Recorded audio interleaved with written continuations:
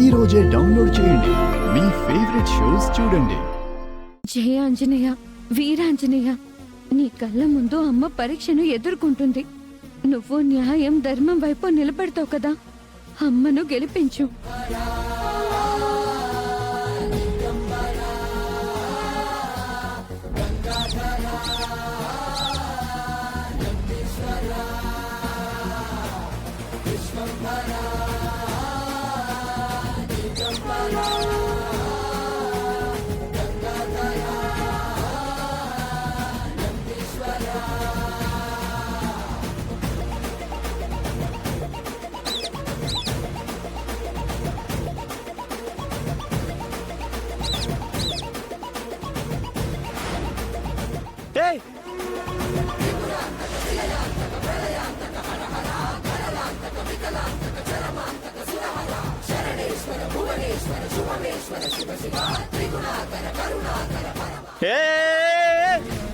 దొంగమా ఆగవే.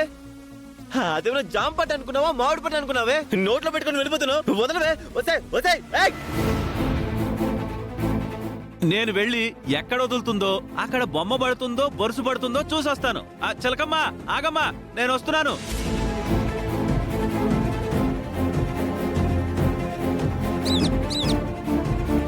పెద్దిరాజు గారు వెళ్లడం వల్ల ఉపయోగం లేదు. ఎందుకంటే ఆయన మాట మార్చుతాడు, బొరుసు పడిందని అబద్ధం చెప్తాడు. రెండు వైపులా బొమ్మ ఉందని తెలిసి కూడా ఇలా ఎలా మాట్లాడగలుగుతున్నావు బంగారం?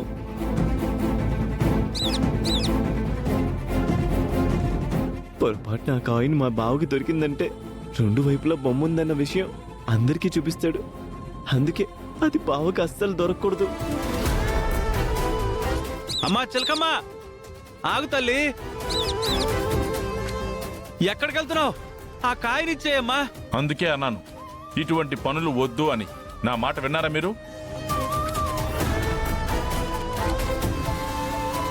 ఎవరు ఎటువంటి పరీక్షలు పెట్టినా నా బావ నాకు దక్కకుండా పోడు. చిలకల తీసుకుని వెళ్ళింది అంటే ఖచ్చితంగా అవనికి మేలు జరగటం కోసమే. మేలు జరగబోయేది మాకే. ఇక రండి వెళ్దాం. శ్రీకర్, కాసేపు ఇంట్లో ఉండి ఆఫీస్కి బయలుదేరు.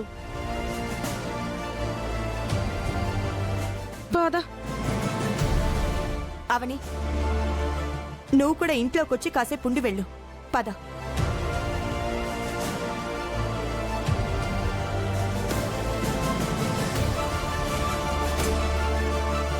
చిలకమ్మ గాని నాగమ్మ కాని అమ్మను నన్ను ఎప్పుడు ప్రమాదం నుంచి కాపాడతాయి. మమ్మల్ని 10 మందిలో గెలిపించడానికి ప్రయత్నం చేస్తాయి.